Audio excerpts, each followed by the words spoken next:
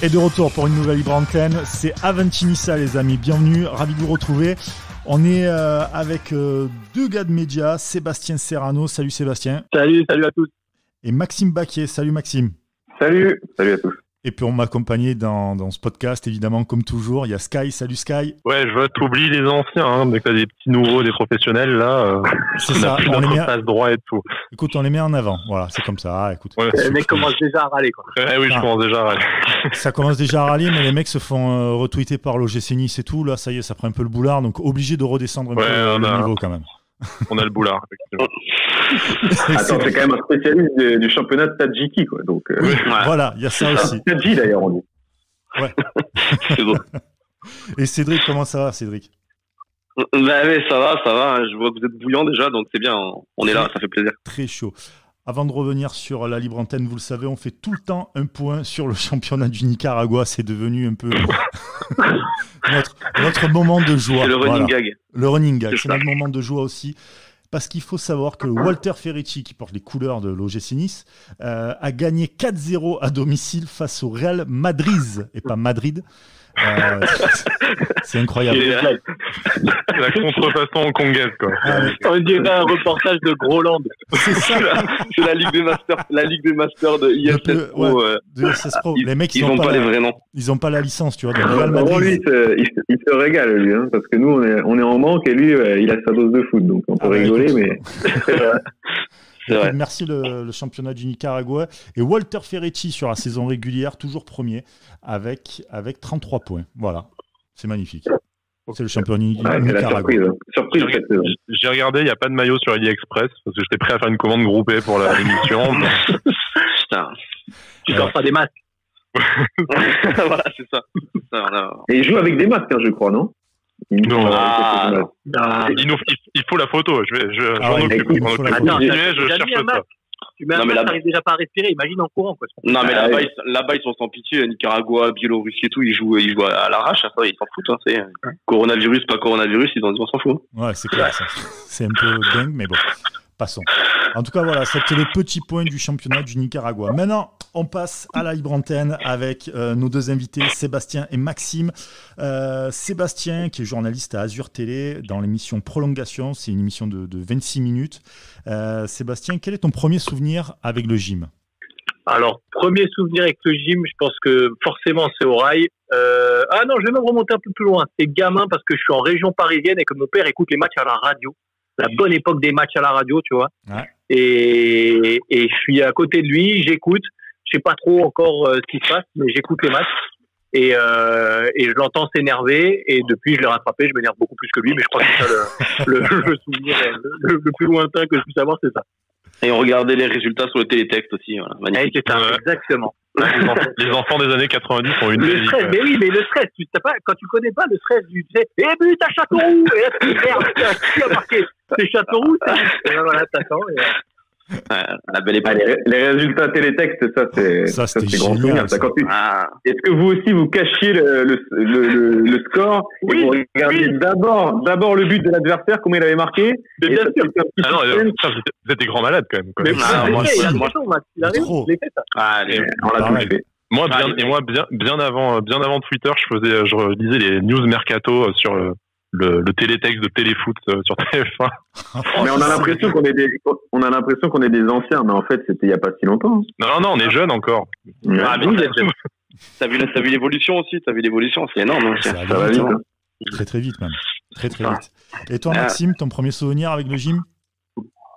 Forcément plus récent. Eh ben les amis, ouais, moi j'ai le même âge que, on en parlait, j'ai le même âge que Sky, donc je vous laisserai chercher sa date de naissance. Donc et je suis pas niçois de naissance, donc c'est vrai que le gym, je m'y suis intéressé un peu sur le tard, passionné de foot, mais fan d'une autre équipe. Donc moi ça démarre l'OGC Nice quand ça remonte en première division en 2002. Les premiers souvenirs, c'est ce mercato complètement dingue, ces prêts en pagaille, Kaba Diawara, Olou Fadé. Je me souviens de ces quelques noms comme ça. Kaba Diawara qui était en feu là, la première saison en 2002. Et peut-être le premier vrai souvenir marquant de l'OGC Nice, ça doit être ce but d'Everson au parc que j'écoutais à la radio ce match-là, et mes parents fêtaient leurs 40 ans à la montagne dans un chalet, et pas question de rater la soirée foot du samedi soir, et du coup j'entends le but d'Everton au parc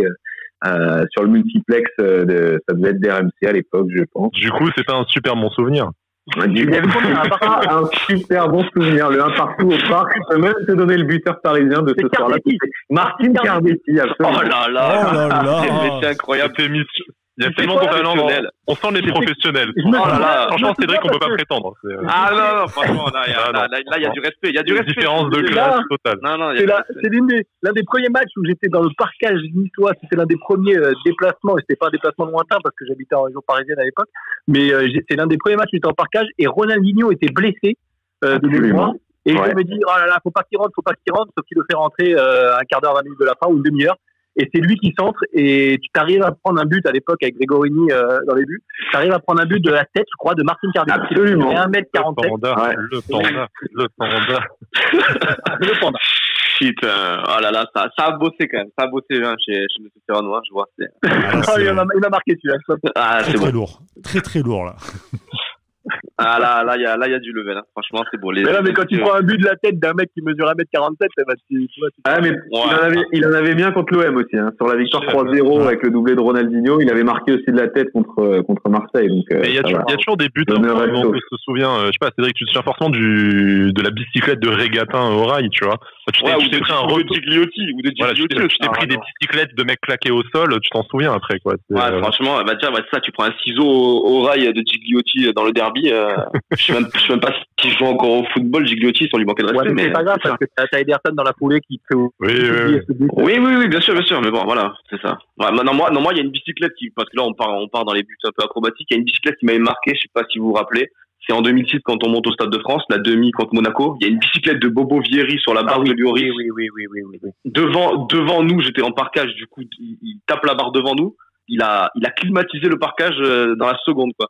Ça devait être le seul geste de classe qu'il a dû faire sur son passage sur le rocher, parce que j'ai peu de souvenirs de Vieri avec le monégasque, à part sa coiffure. Allez, on sort les crampons vissés, c'est parti. De vélo, mais non, c'est vrai. La dernière fois. Ma bicyclette préférée, ça reste celle de Carlos Eduardo à Lyon, je suis désolé, mais. Ah là là. Oui. Moi et Carlos Eduardo, ouais, c'est ça. Un vieux beau.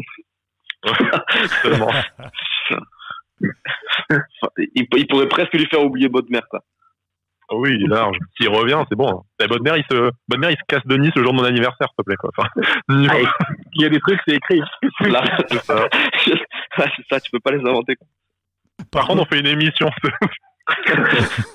C'est ça. Non, mais bon. Au niveau du confinement pour vous, qui êtes dans les médias, comment ça se passe? Puisque plus d'actualité autour du football, ou très très peu, pas grand chose à se mettre sous la dent en tout cas. Comment vous arrivez à proposer donc du contenu avec si peu d'infos là? Seb, je te laisse la main, Seb. Vas-y. Nous, sur Azure TV, on s'est adapté. Alors moi, j'ai normalement 2 émissions à l'antenne, une émission foot, effectivement, en prolongation. On revient chaque lundi soir sur les matchs et l'actu de l'OGC Nice. Et une autre émission du lundi au vendredi qui s'appelle La Grande Émission, qui est là un talk show, info, divertissement, où il se passe pas mal de choses. Tout ça est à l'arrêt, évidemment. Prolongation dès l'arrêt de la Ligue 1, on a évidemment arrêté le programme parce que débriefer des matchs qui n'ont pas lieu. Déjà, débriefer des matchs qui ont lieu cette saison, c'était compliqué. Alors, les matchs qui n'ont pas lieu, voilà. Donc, on a arrêté. T'aurais fini par parler du Nicaragua comme nous, quoi. Donc, ça aurait été gênant. Donc, on a vite, quoi que les droits, ça doit pas être trop cher. On a vite arrêté les tickets resto, ça passe. Je vais demander à tes patrons sur Azure Télé de racheter les droits pour les diffuser, parce que j'ai regardé, il n'y a aucune chaîne IPTV qui les diffuse là. Donc, écoute, ça peut rentrer dans la phase de négociation.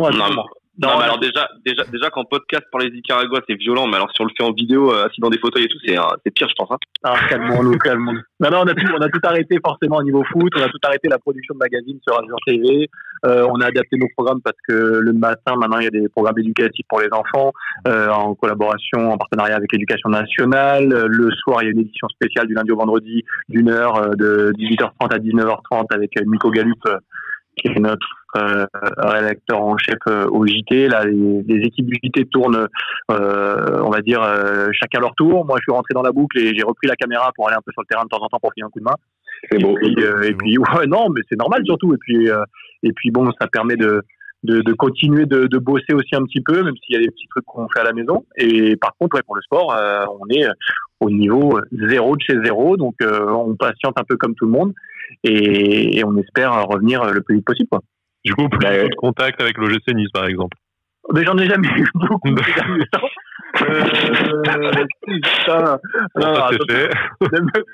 fais pas dire ce que j'ai pas dit. Non. Tu l'as dit tout seul. Hein. Oui, c'est vrai.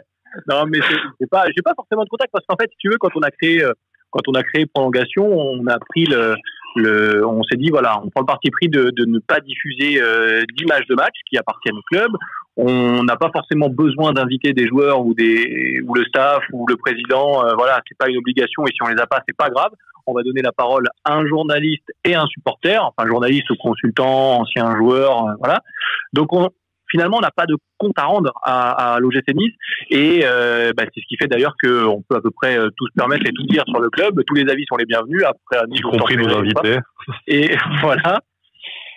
Donc non, on n'a pas de. Je suis pas en contact régulier avec l'OGC Nice. Après, je m'entends très bien avec certaines personnes là-bas. Je pense à Virginie Rossetti, bien sûr, grâce à qui je suis à Azure TV aujourd'hui. Ça, je l'oublierai pas. Donc voilà, non, j'ai très bon contact avec Virginie, mais on s'appelle pas non plus très souvent. Voilà, quand on se voit, on est content de se voir. Mais voilà, on fait notre petite émission. Je sais que parfois, ça peut un peu châtier et ça peut en agacer certains en interne qu'on dise un petit peu ce qu'on pense. Mais c'est cool parce que ça veut dire qu'on est suivi, qu'on est regardé, qu'on est un peu surveillé. Et c'est bon voilà, c'est le but du jeu, quoi.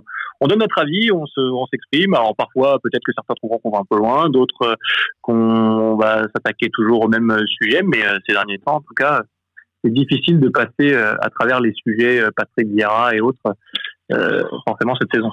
Alors le nom est lâché. Alors, on aimerait prendre les auditeurs à témoin. C'est pas nous qui en avons parlé. Hein. Non, pardon, j'ai osé. Non mais par contre, Seb, le but c'était pas de t'obliger à te justifier de tes relations avec le club, c'était juste pour savoir, vu que le club continue quand même à faire quelques, on va pas dire, ils ont un service com qui fonctionne toujours, donc en mode confinement également, mais du coup, et voilà, il n'y a pas de contact pour les actions avec le Méfi Club par exemple, les rétros de match, tout ça, pas de contact en particulier pour. Non, pour l'instant. Parce que t'en avais pas avant, comme tu le disais, après aussi. Non, nous, pour l'émission, on récupère souvent parce que Azure TV continue de bosser main dans la main avec l'OGC Nice. Hein. Dès qu'il y a des actions, tu as parlé du Méfi Club, dès qu'il y a des actions solidaires, parce que là, pour le coup, c'est vrai que en termes de com, mais extra foot, en action au niveau société, l'OGC Nice, on peut être assez fier du club et du travail qui est effectué à ce niveau-là. Donc, et Azure TV suit, et il y a des reportages réguliers dans le JT qui sont consacrés à l'OGC Nice. Nous, on récupère quelques images, on fait des conférences de presse avec Rémi Chauveau, notre journaliste, qui se déplace régulièrement faire quelques images d'entraînement, les confs de presse. Donc, on les suit, on utilise des images quand on a prolongation, on utilise des images de ce genre de manifestations de temps en temps. Mais là, pour le coup, comme le JT est à l'arrêt, comme le monde du sport est à l'arrêt, c'est vrai qu'on a stoppé tout ça. Ok, ouais, donc 0% foot, quoi, en ce moment. Un peu 0% foot. Tu sais, M6, ils avaient fait, toi t'es jeune, mais en 98, ils avaient fait la chaîne 0% foot. Et quelques années plus tard, ils lançaient 100% foot. Ouais. C'est ça, avec Estelle Denis. Okay, oui, et tu étais obligé de parler d'Estelle Denis, forcément. Et c'est surtout que j'ai participé au lancement de 100% foot. Je suis assez fier, quand même, mine de rien. Bravo. C'est vrai, faut que tu me racontes. Une carrière déjà bien remplie, là. T'as pas? Les mecs, il a été à TPMP aussi, hein, on peut dire ça. Bon, on va parler de 100% foot. Tu peux en parler, si tu veux. C'était super excitant. Qui est le plus sympa, Cyril Hanouna ou Raymond Domenech? La France doit savoir.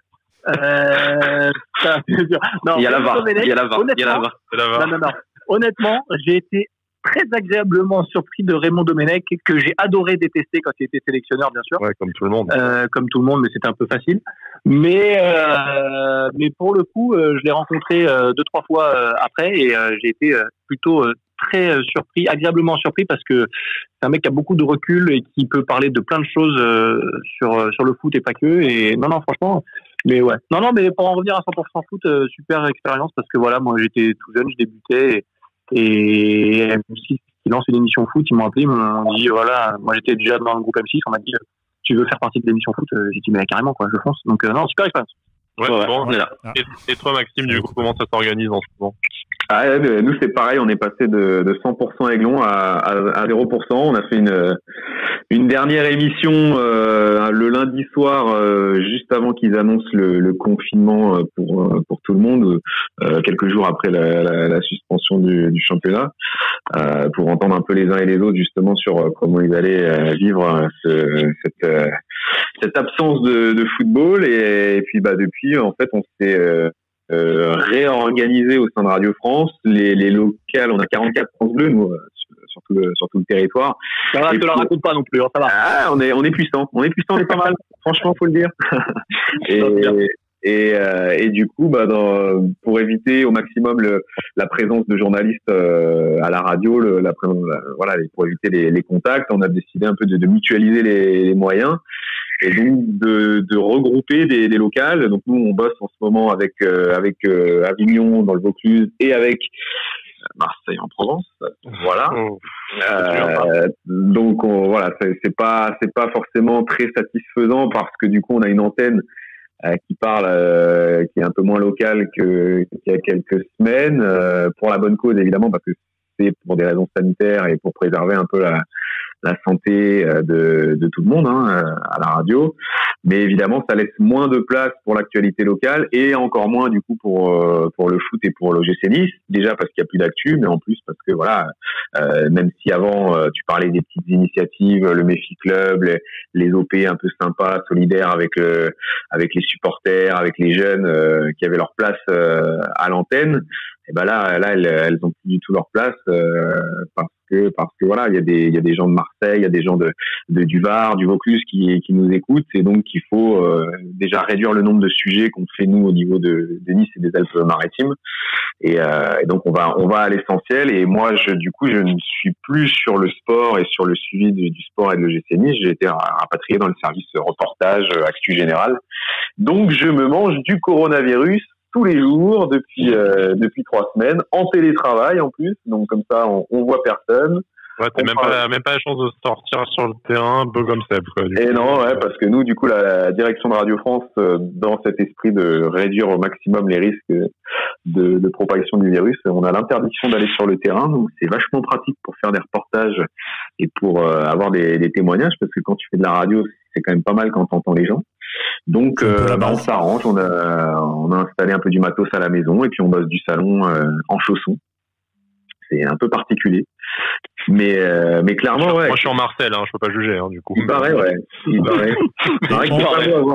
On n'a pas pu voir d'ailleurs. Et on veut des photos. On veut des photos.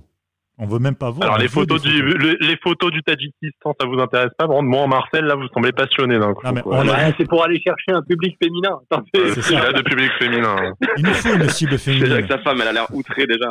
Ouais, mais elle est outrée par la réflexion de Seb. Du coup, merci, je vais passer une sale soirée à cause de toi. C'est cadeau, ça me fait plaisir.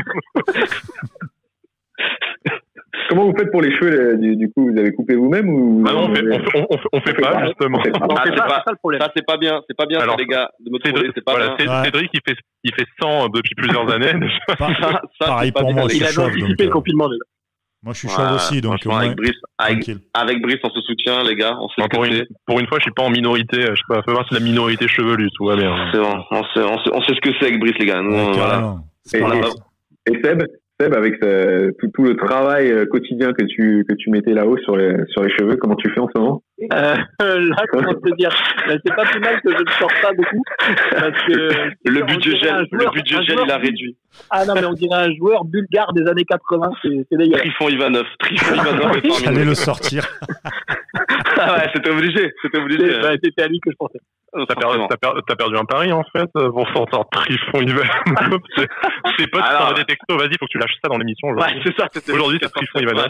Non, c'est quand même la gueule de la Coupe du Monde 98. Il a eu le droit à une SoFoot, je crois, non? Ou en tout cas, il y avait je me souviens, un bon reportage. Oui, pas longtemps. Déjà, la vie et l'œuvre de Trifon. Il s'appelle Trifon, quoi, donc t'es obligé de penser.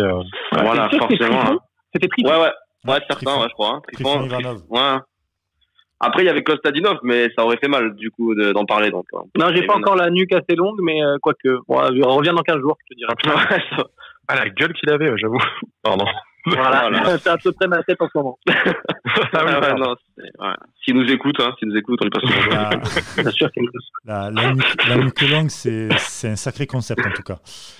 Ah ouais, là, c'est dur. Je vois les photos en même temps, là, c'est très, très dur. Quand je vais te parler... Une Tony Vérel, quand même. Wow, Tony Vérel, ouais. Là, c'est vraiment le football vintage. Là. Ah ouais, là, on est parti. On est parti, on y est. Ah ouais, on y est très bien. Les années 90 n'ont pas fait que du bien, en fait. Hein, tu vois que... On est champion du monde dans les années 90. Donc encore, ça va. Mais bon.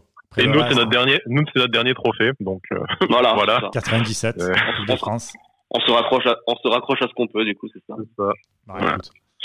Non. On verra. Mais du coup, moi, pour reparler un peu de Nice tout à l'heure, vu qu'on en parlait un peu, vis-à-vis de Seb, vu qu'il nous en a un peu parlé tout à l'heure, toi, t'as été à la com du club, vraiment au cœur de ça. T'as vu l'évolution un peu de tout ce qui s'est passé, les moyens mis dans ce secteur et tout. Ouais. Tu le vois comment, du coup, c'est une belle chose quand même ce qu'ils ont fait, tu trouves?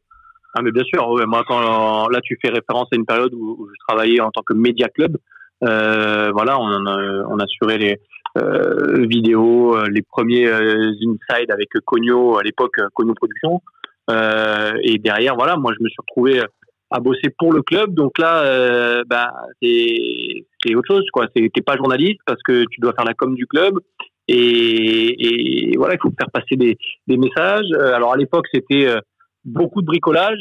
T'arrivais à Charlermann, t'avais des supporters sur la pelouse, des journalistes aussi, ça rentrait, ça sortait. Les mecs qui prenaient son chien. Il y avait Georges. Voilà, c'est ça, il y avait Georges. Georges, que j'adore d'ailleurs. Et c'est vrai que c'était un peu du grand n'importe quoi, mais ça allait dans l'esprit, dans le contexte de l'époque.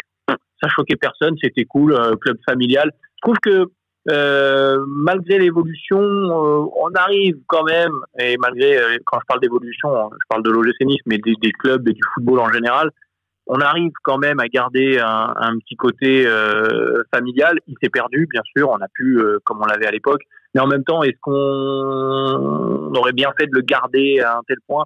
Non, il fallait se professionnaliser, il fallait un peu de sérieux là-dedans. Et voilà, l'arrivée de Jean-Pierre River a progressivement fait rentrer le club dans une nouvelle ère, et il a apporté une certaine vision du monde de l'entreprise. Un club de football, c'est une entreprise, hein, et voilà, il a défini des cadres, des règles, et j'ai vu effectivement ce club grandir. Et aujourd'hui, je suis ravi de voir ce qu'il est devenu. Voilà, certains seront nostalgiques de l'époque dont je parlais à l'instant.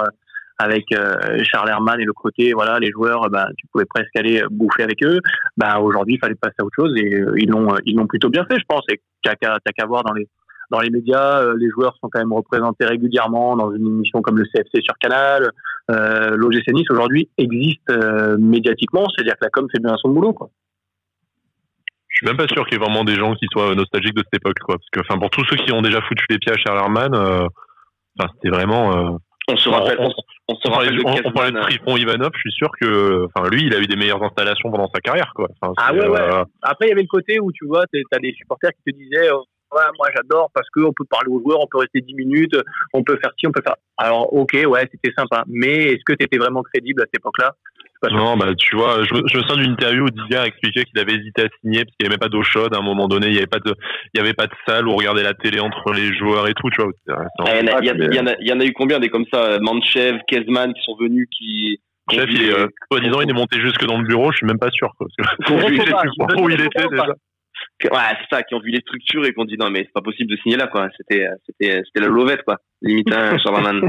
Donc, les confs de presse dans le préfabriqué, avec Claude Puel ou Lucien Favre à 1m20, c'est bien, c'est chaleureux. Moi, c'est autre chose, quoi. Ouais, c'est différent de la salle de conf de maintenant, quoi, c'est sûr. Non, mais il fallait. Au bout d'un moment, bien sûr. Tu peux pas continuer comme ça. Il fallait te mettre au niveau. Le football avance très vite. Il fallait que tu puisses poursuivre ta progression aussi. Et heureusement que le Nice a poursuivi sa progression à ce niveau-là. Surtout que. Pas là aujourd'hui. Est-ce qu'on est, moi je parle côté média, ce côté supporter.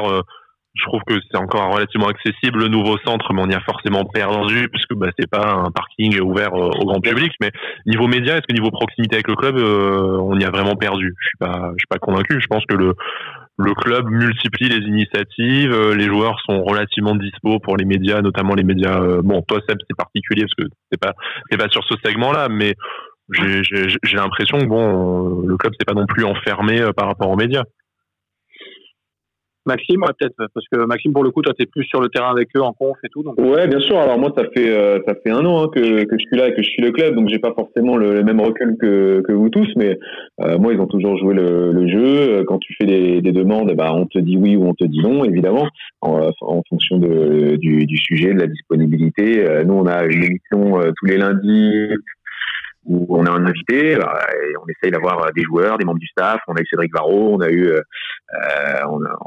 quelques personnalités du club. Après, c'est vrai qu'aujourd'hui il y a tellement de demandes de tellement de médias que tu peux comprendre aussi que parfois ils te font passer après un autre, certains, tu vois. Oui, après le CFC, après l'équipe, après des médias qui ont une autre résonance nationale, quoi. C'est ça, c'est vrai que les médias comme le CFC, comme Téléfoot, comme l'équipe ont une portée nationale et eux, l'objectif quand tu es à la com d'un club, c'est de faire parler de toi, j'imagine, et de travailler l'image, et du coup ça a plus de résonance quand on voit Dante au Canal Football Club que à France Bleu Azur. Alors même si nous il était question de l'avoir aussi dans 100% Aiglon avant la fin de la saison, donc moi j'ai des bons rapports aussi avec la communication et je trouve que ça fonctionne pas mal. Après je vous dis, moi j'ai pas beaucoup de recul, c'est le premier poste de journaliste sportif que j'occupe pour suivre un club comme ça au quotidien, donc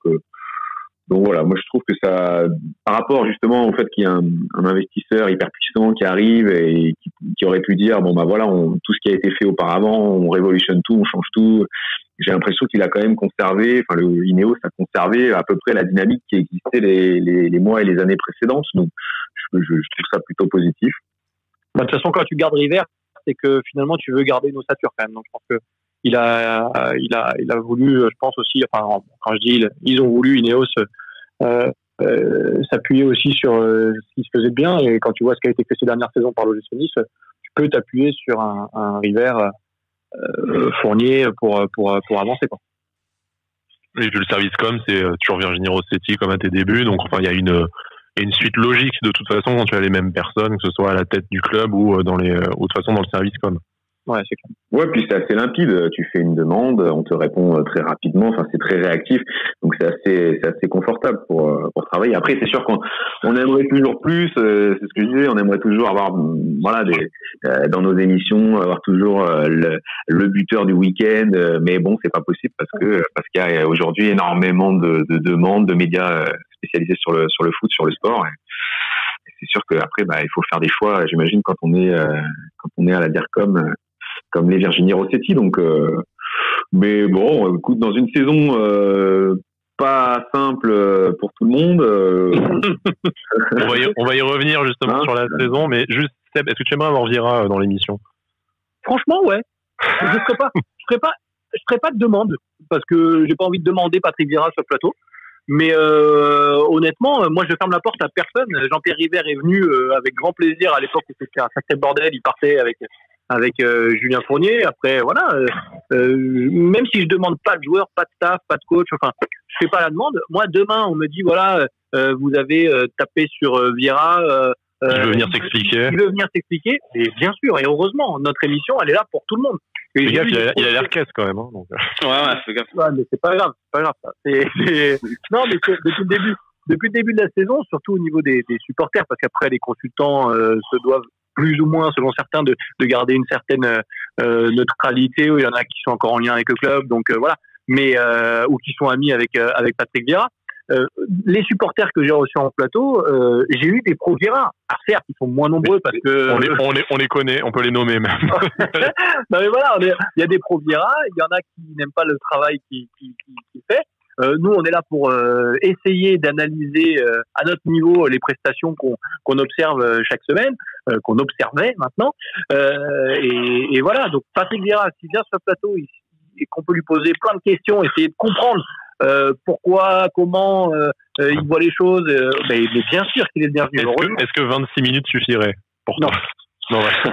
Bon, après comme tu as dit, Seb, on essaie surtout d'être ouais, c'est ça. On essaye surtout d'être juste, surtout que ce soit bien, mal. Mais bien sûr. Moi, c'est ce que je dis à chaque fois. Et au début, je sais que le club m'a posé la question quand on a lancé prolongation. Mais alors, ça va être quoi comme émission? Vous allez dire quoi? Mais vous allez tailler, mais vous allez être gentil, moi, je suis pas là pour être gentil ou méchant, en fait. Je m'en fous. En plus, t'es supporter, donc t'as intérêt à ce que ça marche bien. Pour les audiences et pour toi personnellement, l'intérêt c'est que le club tourne bien. Donc. Et moi, je suis le plus heureux. Il y a des vidéos de moi qui tournent sur Facebook ou quoi au stade où je suis comme un dingue sur l'OGC Nice, mais parce que je suis un amoureux du club. T'as pas besoin de chercher bien loin. Ouais, c'est ça. C'est lui-même qui l'a mis sur Facebook, donc forcément. Non, mais voilà. Mais moi, je suis le premier à dire que je suis passionné par ce club. Qui m'a tout fait voir et il peut me rendre complètement dingue dans tous les sens du terme. Maintenant je me suis presque calmé, mais je peux devenir dingue devant un match de l'OGC Nice parce que quand t'aimes et que t'es passionné, t'es comme ça, c'est tout. Donc moi je suis pas là pour revenir sur l'émission, je suis pas là pour être gentil ou méchant. Je suis là pour dire ce que je vois. Moi si je trouve que ça, c'est pas bon ou que ça a marché, je vais le dire. Si ça marche, je vais dire putain c'est génial, ça a marché, c'est cool. Et l'OGC Nice enchaîne et l'OGC Nice nous régale. Je serai le premier à le dire et à m'en féliciter. Et si l'OGC Nice va pas bien et qu'on se fait chier, ce qui a été le cas régulièrement, je commence l'émission en disant pardon, mais on s'est fait chier. Voilà, c'est tout. Comment tu disais, Cédric, l'autre jour, sur le but de Dolberg, on s'est transformé, c'est ça? Ah ouais, on s'est transformé, bien sûr. Mais bien sûr. Mais la vidéo de Seb qui tourne, et il s'est transformé aussi, je confirme. On a détruit l'épreuve. Maxime, tu disais que la saison a été compliquée. Bon, on va pas revenir sur toutes les raisons, tous les matchs, tout ça, parce qu'on les a tous vécus, on en a parlé en long, en large. On a vu tout, on a vu un. Ouais, c'est un peu ça, voilà, déjà. T'en as vu un ces 18 derniers mois, il se ressemble un peu quand même. Comment tu l'as ressenti, toi, d'un œil, pas dire extérieur, parce que tu fais partie de la famille Rouge et Noir quand même maintenant, mais d'un œil médiatique, de ton œil, de supporter un peu moins foufou et passionné que. Ouais, un peu moins acharné, quoi. Un peu moins acharné, ouais, c'est ça. Moi, j'ai l'impression qu'il y a eu une petite cassure l'été dernier avec l'arrivée d'Ineos, qui, avec tous ces joueurs arrivés au dernier moment, qui ont peut-être brisé une certaine solidarité qui s'était créée entre les joueurs qui faisaient partie de l'équipe de l'année passée, qui avait arraché une belle 7e place. Ça avait bien démarré. On avait vu un état d'esprit, je trouve, assez positif sur les premiers matchs. Ces victoires arrachées contre Amiens dans les arrêts de jeu, à Nîmes. Voilà, on avait Loussamba avant-centre, on avait le Bihan titulaire, je crois, contre Amiens. Et puis c'était compliqué après les matchs amicaux qu'on avait vécu aussi. Ouais, il y avait eu le 8-0 là. Quand on prend 14 ans de match, ça commence à chanter. Ouais. L'été a été hyper compliqué pour tout le monde, pour les journalistes aussi. C'était difficile de bosser sans trop savoir quand est-ce que la nouvelle allait tomber, de rester un peu sur la brèche. Je pense que pour les joueurs, ça a été compliqué, mais j'ai l'impression que ça avait créé quand même quelque chose dans cet effectif. Et le fait d'amener tous ces joueurs d'un coup à la fin du mercato, ces 5-6 recrues, qui ont été incorporés, je trouve, un petit peu vite, peut-être dans l'effectif et dans l'équipe même titulaire par Patrick Vieira. Peut-être que ça a été une erreur de sortir de l'équipe des joueurs comme Loussamba, comme Ganago, qui avait fait un bon début de saison et qui se retrouve du jour au lendemain sur le banc parce que Claude Maurice arrive, qu'il est en plus diminué, il n'est pas à 100% physiquement, il est lancé comme ça en Ligue 1 titulaire assez rapidement, avec un Dolberg à court de forme qui lui aussi est lancé très rapidement. Enfin, je pense que l'incorporation des recrues a été peut-être trop rapide, que ça a du coup cassé un peu la dynamique, l'esprit de groupe qui avait pu se créer sur le début du championnat. Et derrière, tu as une première partie de saison où tu traverses ce championnat sans âme, sans idée, avec un entraîneur qu'on a senti un petit peu perdu entre resserrer un peu les boulons, durcir le discours et à la fois se montrer assez souple et compréhensif avec des jeunes joueurs, puisque Jim a l'effectif le plus jeune de Ligue 1. Donc je pense que forcément on en a beaucoup parlé et j'invente rien, mais tout ce qui s'est passé en très peu de temps sur la fin du mercato, la fin de l'été, Et j'ai l'impression que ça a brisé quelque chose et qu'on est encore en train de, tout est arrêté, mais que toute la saison finalement on a un peu ramé pour essayer de créer cet état d'esprit. Et je suis même pas sûr que avant la suspension du championnat, on ait vraiment réussi à retrouver cet esprit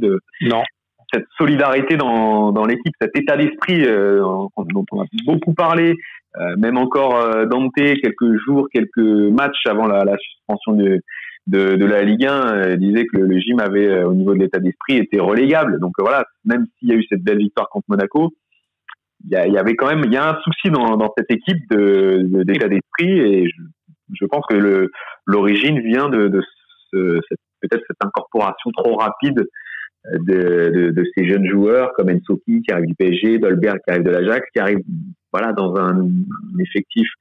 Ils sont les mecs, ils ont dû halluciner au départ, et peut-être qu'il n'y a pas eu cette alchimie assez rapidement, et du coup tu t'es traîné ça comme un boulet sur ces 27-28 premières journées. Pardon Steve, vas-y si tu veux. Non, juste parce que tu parlais du dernier match face à Monaco. Il faut pas oublier que ce match, tu peux avoir une autre lecture. Jamais tu dois le gagner. En l'espace de 3 minutes, et je fais même pas référence à la première mi-temps. Monaco tente des frappes de femmes enceintes et après il peut y avoir 3-0 au bout d'une demi-heure. Hein. Voilà. Donc là-dessus, ok. Mais si Golovin te planche à 10 contre 11 et que tu rentres tête basse à 2-1, l'analyse elle est plus la même. Donc moi j'ai entendu et je me suis un peu on en a un peu discuté sur Twitter, notamment avec Pierre Ménès, qui est un ami de Patrick Vieira et qui le défend. Étonnant. Voilà, qui défend tu défends tes amis, mais il me disait mais Nice est sixième, mais Nice, tu vois, parce qu'à la mi-temps j'ai quand même tweeté quelque chose en me disant mais les derbies c'est plus ce que c'était et franchement je me fais chier et putain pourquoi on propose ça quoi. Et Pierre Ménès qui tweet à la fin du match, tu vois, t'as parlé trop vite. Ben non, je suis désolé, c'est pas parce que le score à la fin est censé me faire fermer la gueule que je vais la fermer, parce que j'ai pas vu un beau derby, parce que j'ai vu un OGC Nice qui certes a réussi dans des circonstances de jeu, parce qu'il faut voir le match et les faits de jeu qui vont avec. Tu te retrouves en supériorité numérique, tu as une barre transversale contre toi à 3 minutes avant que tu marques, tu marques sur un centre dégueulasse, mais Dolberg est un génie. Bon, ok, d'accord. Mais je pense que c'est ce qui sauve, pardon de te couper, mais je pense que c'est vraiment ce qui sauve Patrick Vieira et l'image qu'ont peut-être les gens extérieurs de la saison de l'OGC Nice, parce que j'en discutais avec d'autres confrères ou avec des supporters de foot qui suivent pas forcément le gym et qui me disent mais putain tu dois te régaler, le gym est 6e avec une équipe jeune, avec des Dolberg, donc quand on voit pas les matchs en intégralité semaine après semaine, voilà. Mais c'est ça le résultat, on se dit c'est exactement ça. Mal pour une première saison, on est dans cette fameuse saison de transition, sauf que non, c'est vrai que quand tu regardes les matchs et que semaine après semaine tu vois les mêmes problèmes et les mêmes défaillances, tu te dis il y a peut-être quelque chose d'un peu plus profond. On l'avait souligné, on l'avait souligné ces dernières semaines et tout. D'ailleurs, quand tu as un œil extérieur, que tu regardes le classement, tu te dis que Nice fait une belle saison. Après, par contre, quand tu te tapes les matchs de Nice tous les samedis, forcément, t'as pas le même recul en fait. Hein. Je veux dire, on connaît tous à peu près le football, hein, sûrement moins bien que Patrick Vieira, il y a pas de souci là-dessus. Mais on voit quand même ce qui se passe sur le terrain. On sait juger des matchs, je pense. Et je pense que si tu demandes à des Niçois ce qu'ils pensent de cette saison au niveau du contenu, je pense qu'il y a 90% 80-90% qui disent qu'ils s'emmerdent quand même. Moi, ce qui me gêne, c'est qu'on sait pas. Les pros Patrick Vieira, ils vont pas te dire qu'ils s'éclatent. Ils vont te dire saison de transition, il y a du temps, c'est la faute des joueurs. Et ça peut s'entendre. Tu peux avoir un débat là-dessus, mais personne va te dire qu'il se régale. Ça. Non, mais pour moi, les torts sont partagés. Voilà, tu parles des joueurs, tu parles de Vieira, ils sont toujours partagés. Au bout d'un moment, un joueur sur le terrain, tu peux avoir le meilleur des coachs. Sur d'orgueil, tu peux avoir au minimum, quoi. Tu vois, Alan Samaximin a quand même eu Lucien Favre. C'est pas pour ça que c'est devenu un joueur intelligent. Donc, ça peut aussi faire venir des joueurs. Ça, y a pas de souci. Mais moi, ce qui me gêne le plus, c'est qu'aujourd'hui, après 1 an et demi de Patrick Vieira, je ne sais pas à quoi ressemble le projet de jeu de Patrick Vieira. Alors, il a eu certainement aussi des soucis de blessés, d'effectifs qui n'étaient pas au complet. Il a dû bricoler souvent. Mais parfois, il s'est inventé des bricolages tout seul, hein, parce que il a mis des joueurs à leur poste qui n'étaient pas à leur poste, alors qu'il avait peut-être d'autres solutions.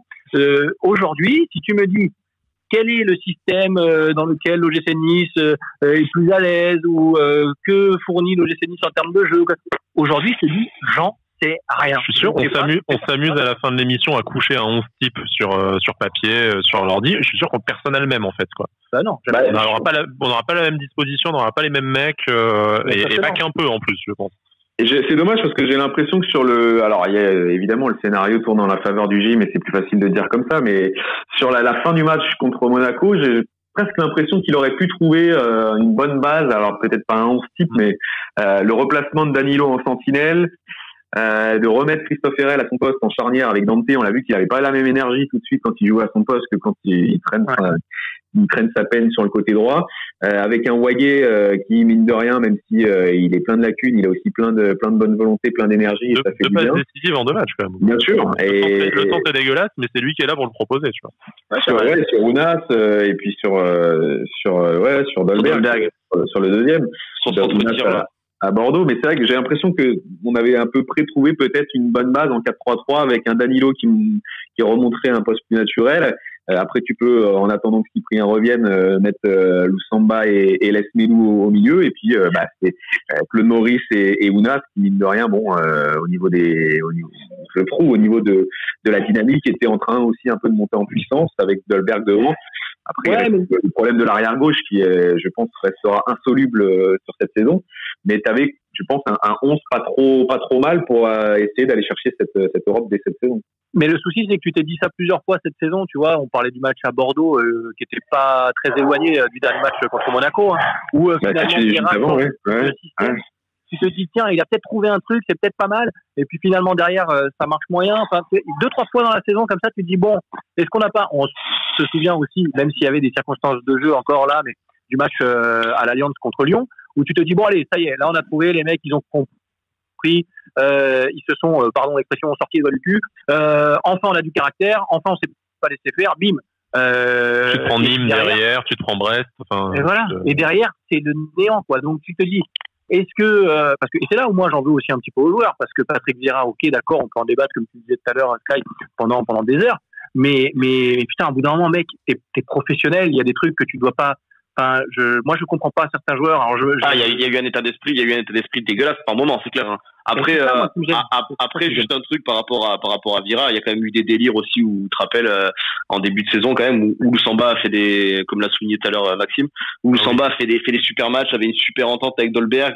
Vieira, à la fin du match, te dit, vu les prestations qu'il fait, ça va être compliqué de le sortir du 11. Derrière, tu le vois plus pendant 3 mois, quoi. Voilà, Danilo, pareil.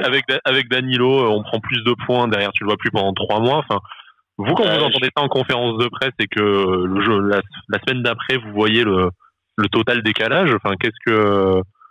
Ah, mais on est un peu décontenancé, j'imagine, parce que vous n'avez pas non plus lui rentrer dedans en disant non, mais Patrick, t'as dit l'inverse la semaine dernière. Mais... Non, mais au moins, Patrick Vieira, il est constant là-dessus. Il nous dit qu'il fait jouer ceux qui montrent le meilleur état d'esprit, notamment à l'entraînement. Donc peut-être que quand un joueur sort, on peut comprendre que il a peut-être pas montré suffisamment à l'entraînement. Alors il y a des cadres qui sont préservés je pense de ces considérations-là, mais peut-être que Arnaud Loussamba à un moment, et c'était un peu la petite pique quand on lui a posé la question à Patrick Vieira, pourquoi il est pas dans le groupe.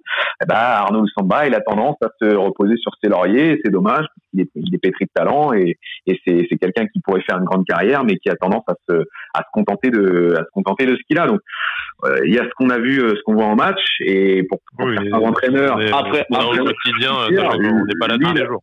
Après, je trouve que c'est dur d'envoyer quand même Loussamba en pâture comme ça, même s'il le dit pour lui envoyer une pique et lui dire allez, il faut y aller, garçon, tu vois. Ouais. Mais c'est dur de l'envoyer en pâture comme ça en public quand à côté, quand même, sur le terrain, t'as des joueurs qui ont un niveau dégueulasse, et que Loussamba, quand même, sur le début de saison et même jusqu'à maintenant, c'est presque un des 4-5 meilleurs joueurs de l'effectif, quoi, qui ont le plus montré. Patrick Vieira, moi j'ai l'impression aussi qu'il y a le côté gestion de l'humain aussi qui va rentrer en ligne de compte, parce que quand t'es coach, tu dois certes poser un 11 sur le tableau, sur le papier, mais il y a la gestion de l'humain, et Patrick Vieira, il n'en est pas à ses premières prises de tête avec certains joueurs, avec des joueurs, Tamézé, c'était son fils l'année dernière, et d'un coup, parce que X raisons font que, ça y est, il est plus dans les petits papiers. Christophe Herel, que tu t'entêtes à faire jouer à droite, tu sais que ça le fait chier, ça se voit, et ça l'emmerde, donc forcément les relations sont pas au beau fixe. Danilo qui disparaît, Walter qui s'en va. J'ai l'impression que Patrick Vieira, alors attention, je suis pas dans le groupe, dans le vestiaire, et certainement que certains joueurs ont des bonnes têtes de con aussi, il y a pas de problème. Mais il faut gérer de l'humain, et apparemment, ça fait partie des trucs un petit peu délicats quand tu t'appelles Patrick Vieira. Après, j'en crois un petit peu. C'est pas pour le défendre, mais je pense aussi qu'il souffre de joueurs qui devraient être leaders de ce groupe par leur âge ou par leur expérience, par leur année de présence au club, et qui n'incarnent pas ce rôle de leader. Je pense à des Cyprien, à des Pierre Lesmelou, même à des Walter Benitez, qui sont d'excellents joueurs, mais j'ai pas l'impression qu'ils aient envie de devenir des leaders. Après, c'est un caractère. Tu peux pas trop te forcer et t'inventer leader de vestiaire. Donc effectivement, Lesmelou, il gueule bien devant la caméra après, mais on n'est pas dans le vestiaire, donc on sait pas ce qu'il dit, mais après il a pas mal changé de stratégie aussi là-dessus. Vieira, tu te rappelles, au départ, il avait été plus un peu à cocooner les joueurs, à les protéger de ça et tout, puis après de semaine en semaine, il a commencé il en a eu marre d'être pris pour un con, à mon avis aussi, quoi. Ouais, il a commencé à les saquer un peu ouvertement en leur disant maintenant les gars, voilà. Mais tu vois ce que tu dis là, Patrick Vieira, et t'as raison, il a essayé un petit peu tout et son contraire avec ses joueurs. Il les a protégés, il les a défendus, il les a un petit peu chatouillés, il les a attaqués, parfois publiquement. Les tactiques, c'est pareil. Il a essayé des systèmes, il se cherche. Patrick Vieira, je crois qu'il faut pas l'oublier, c'est un entraîneur en formation, c'est tout. Et aujourd'hui, il est malheureusement dans un club qui, lui, n'est pas en formation. Nous, on a besoin et on a envie de résultats, surtout quand on est un peu supporter. Donc, et aujourd'hui, l'OGC Nice a un entraîneur qui est en formation. Donc, Patrick Vieira, il apprend. Patrick Vieira, il est en train de... Alors, c'est peut-être un petit peu abusé de ce que je veux dire, mais voilà, il fait ses tests, il essaye, il tente certaines attitudes avec ses joueurs, il tente des choses tactiquement sur le terrain, mais il s'est pas trouvé. Comme je disais tout à l'heure, il n'y a pas de style Patrick Vieira. Et puis c'est quelqu'un qui, c'est tous les témoignages qui ressortent de ses anciens coéquipiers, que peu de monde voyait, voire personne voyait devenir entraîneur. Donc, a priori, c'est pas quelqu'un qui s'est formaté tout au long de sa carrière ou sur la fin pour justement devenir entraîneur, qui a fait l'éponge et qui a essayé de prendre exemple sur certains coachs pour voir dans quelle situation j'aurais réagi comme ci, comme ça. Peut-être que l'apprentissage du coup est un peu plus long que pour certains coachs qui étaient programmés comme Guardiola, notamment comme Didier Deschamps. Peut-être que pour Vieira, ça c'est un peu plus long. Tout le monde n'est pas Zidane et on file pas chacun le Real Madrid. Hein. Du coup, voilà, on est dans cette saison de transition avec un entraîneur. Arrête, j'en peux plus, ça me manquait pas cette phrase, arrête. Ouais, non, c'est horrible, parce que une transition, c'est entre quelque chose, d'un point A à un point B, mais là, le problème, c'est que depuis 10 mois, j'ai l'impression qu'on est resté au point A, en fait.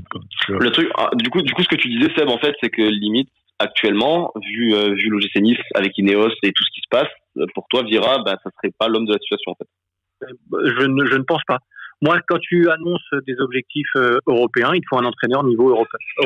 On va pas se mentir. Il souffre aussi du fait qu'il passe derrière deux entraîneurs particulièrement confirmés. On l'aurait eu au moment où Antonetti part ou à la place d'Éric Roy, il aurait déjà sa statue sûrement. Mais peut-être, bien sûr. Mais c'est vrai que tu as raison de le signaler aussi. On s'est peut-être un petit peu vite habitué aux prestations de l'OGC Nice sous Puel ou sous Favre. Même s'il y a eu du dégueulasse avec les deux, hein, c'est pas bien sûr, mais pas les glorifier non plus. Non, c'est sûr. Mais pour moi, et pour revenir à ta question, Cédric, Patrick Vieira, je ne crois pas que ce soit l'homme. Alors attention, je peux me tromper et à la limite, j'espère me tromper puisqu'il y a toujours le côté supporter qui a envie que les équipes fassent quelque chose. Donc, je ne pense pas que ce soit l'homme de la situation. Comme je t'ai dit, pour moi, ça reste un entraîneur en apprentissage. C'est un entraîneur qui découvre son métier. On peut pas dire que le CV derrière lui parle pour lui. Et je l'ai dit dès le début, moi, quand il est arrivé, chapeau bas pour ce qu'il a fait la première saison, parce qu'avec un effectif fait de briques et de broc, il a réussi à faire une saison plus qu'honorable et à tirer peut-être le meilleur de certains joueurs. Mais ça plafonne aujourd'hui et je ne vois pas de joueur progresser sous Patrick Vieira. Bon, on verra si on verra s'il a le bénéfice de ta troisième année de contrat, mais s'il va au bout de son contrat. Le problème, c'est que je suis pas sûr que déjà on puisse trouver mieux sans que tes résultats s'améliorent, tu vois, si t'es pas européen. Et voilà. Attends, je suis pas sûr que ça change. Pas sûr que ça change quoi que ce soit derrière. Non, on attend tous. On attendait. Alors là, ça va être un petit peu parce que tout dépend ce qui va se passer avec la Ligue 1 maintenant. Mais les supporters, les observateurs savaient, et c'était fait à ce fameux discours de Jean-Pierre River et de l'OGC Nice de cette saison de transition, en disant ok, d'accord, pas de problème, saison de transition. Par contre, cet été, les gars, vous ratez pas, parce que il va falloir faire un recrutement à la hauteur, parce qu'il va falloir montrer pourquoi Ineos est là. Alors effectivement, tu le fais pas de la même façon si tu joues l'Europe ou pas. Là, tu es plutôt parti pour pas la jouer. On ne sait pas encore comment ça va se passer au niveau de la Ligue 1, si les classements vont être figés, si ça va reprendre un jour ou pas. Mais tu es parti pour peut-être pas la jouer. Donc, si tu la joues pas, tu feras pas non plus le même mercato. Et c'est cet été que l'OGC Nice, Patrick Vieira et la direction vont être attendus. Parce que, effectivement, je suis d'accord avec toi, Sky, même si je suis persuadé que Patrick Vieira sera pas l'homme de la situation. Aujourd'hui, tu me dis, sors-moi un coach qui pourrait amener l'OGC Nice tout de suite. Et puis qui veut venir à Nice aussi. Et qui veut venir à Nice. C'est pour amener l'Ibop, c'est pas la peine, quoi. Non, c'est rien, merci.